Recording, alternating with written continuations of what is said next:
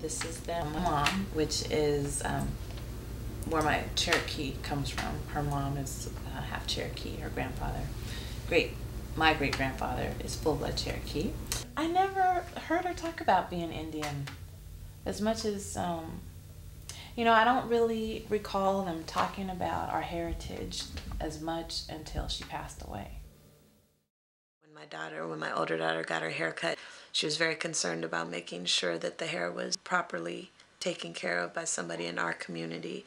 And yet she had to endure the misunderstandings that go with going into a black hair salon and saying, I need you to keep all this hair and I need you to put it in a bag and don't, you know, touch it and don't, you know, mix it with other hair.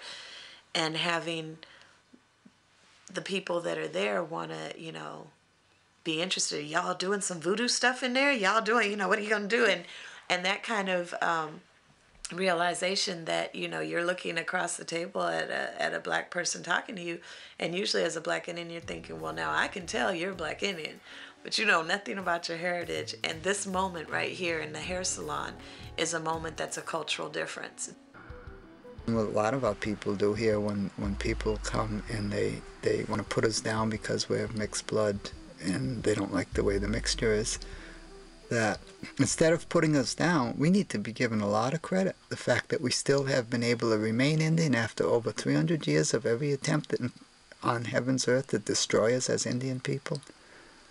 I think we have a great deal of right to be proud in our sense of Indianness that we still retain, because the easiest thing in the world is to be absorbed, you know?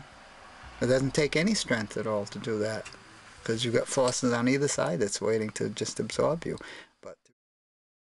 Well, I was born and raised my whole life on the Makah Indian Reservation in Nia Bay.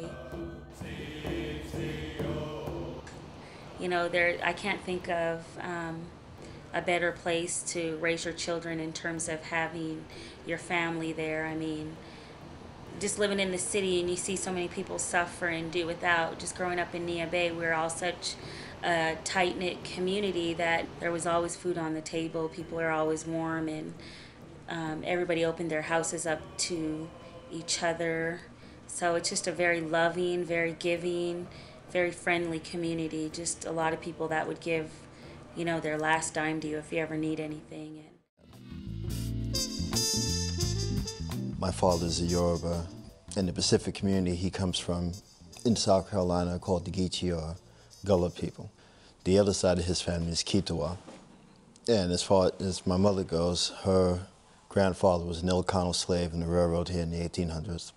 And when they weren't, you know, necessary anymore, when they were setting up the reservation system in Oklahoma, he was dragged in with a lot of other Filipinos and they were just marked as native. In his case, he was thrown in with the Cherokee, otherwise known in our languages, the Kitawa people, and married my great-grandmother, and that was that. In recent years, I realized what the various influences are in terms of color and patterns of design and composition. It was related to some of these early exposures as a youngster to Native American quilting and designing and painting, and how much in Afro-American culture, quite involved with a very similar kind of sensibility. So when they both come together, I guess that is my world and that's my identity. It's all subconscious now, and it just comes out at the end of the brush.